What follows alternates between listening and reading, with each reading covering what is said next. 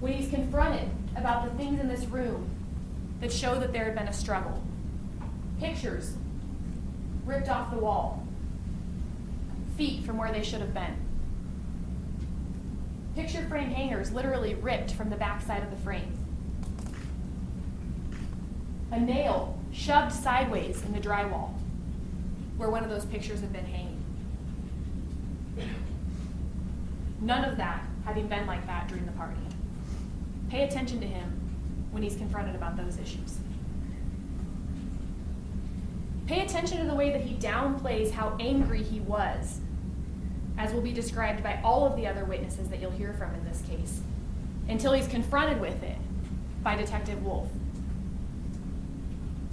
And pay attention to the explanation that he gives for the scratches that you're going to see he had on his body when he's interviewed at the Evans Police Department.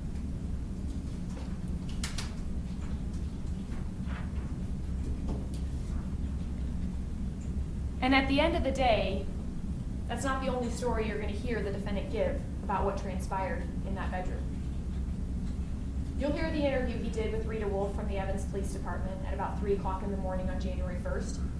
But you're going to hear a couple of other stories that he's given.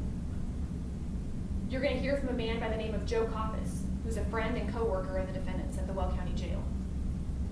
What you're going to hear Joe Coppis tell you is that he took a trip with the defendant to Estes Park, to Ashley's gravesite, shortly after Ashley was buried. And you're going to hear Joe Coppis tell you about a conversation that he had with the defendant and what the defendant told him happened in that bedroom. And it will not be the story you hear him telling Detective Rita Wolf. Be asking yourselves why. Why is it changing?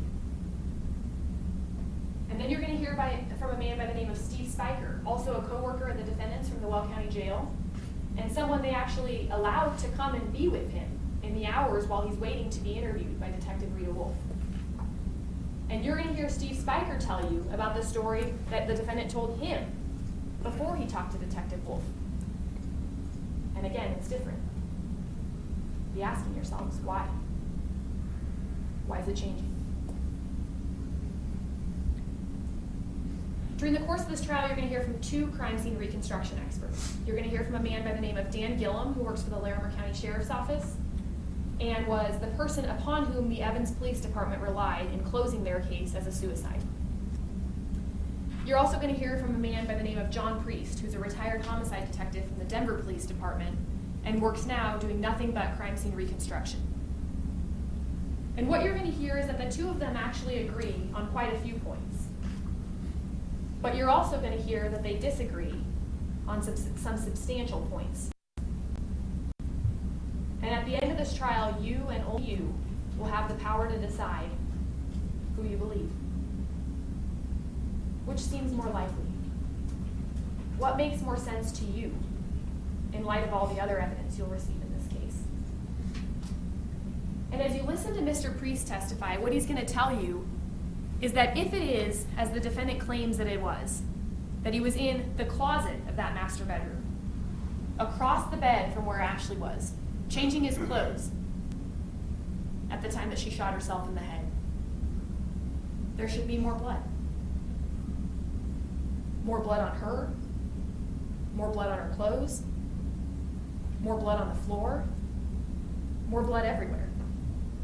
And there's not.